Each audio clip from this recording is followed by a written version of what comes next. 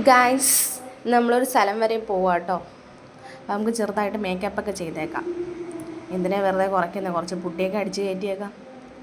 ഞാൻ ഡംടോക്കിൻ്റെ സൺസ്ക്രീനാട്ടോ ഉപയോഗിക്കുന്നത്. അടിപൊളി സാധനമാണ്. ഇതിനെക്കുറിച്ച് കൂടുതൽ റിവ്യൂ ഒന്നും എനിക്കറിയത്തില്ല, എന്നാലും സാധനം സൂപ്പറാണ്.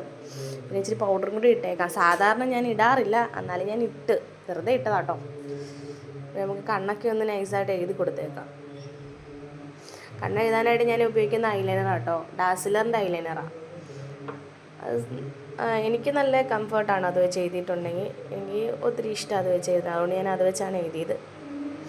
ഞാൻ ഇടയ്ക്ക് അക്കടോടെ അകത്ത് എഴുതാറില്ല, പുറത്തൊക്കെ കണ്ണ് അത് വെച്ച് എഴുതി കൊടുക്കാറുണ്ട്. പൊട്ടൊക്കെ കുത്തി ലിപ്സ്റ്റിക്കും കൂടി ഇട്ടേക്കാം. എന്തിനാ കുറയ്ക്കണേ, എന്തായാലും പുറത്ത് പോവല്ലേ, ഇത് കുറച്ച് ലിപ്സ്റ്റിക്കും കൂടി ഇട്ടേക്കാം. എപ്പോഴൊന്നും ഞാൻ ഇടാറില്ല കേട്ടോ, പക്ഷെ ഞാൻ വെറുതെ ഇടുന്നത്. കുറച്ച് കഴിയുമ്പോൾ ഞാനത് തിന്നും, വെറുതെ ഇടുന്നതൊക്കെ. ഇതൊക്കെ നമുക്ക് ഫൈനൽ ലുക്ക് ഇങ്ങനെയാണ്. നമ്മൾ ഒരുങ്ങി കഴിഞ്ഞ് പിന്നെ അക്കുടുവാനെയും കൂടെ ഒരുക്കിയേക്കാം. അക്കുടുവാക്ക് മുടിയൊക്കെ ചീവി പോയിട്ട് വരാം കേട്ടോ.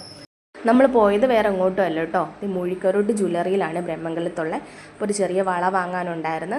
ചേട്ടായിയുടെ കസിൻ ബ്രദറിൻ്റെ കുഞ്ഞിൻ്റെ 56 അടുത്ത ദിവസം. അപ്പോൾ ഒരു ചെറിയ വള വാങ്ങാനായിട്ടാണ് വന്നത്.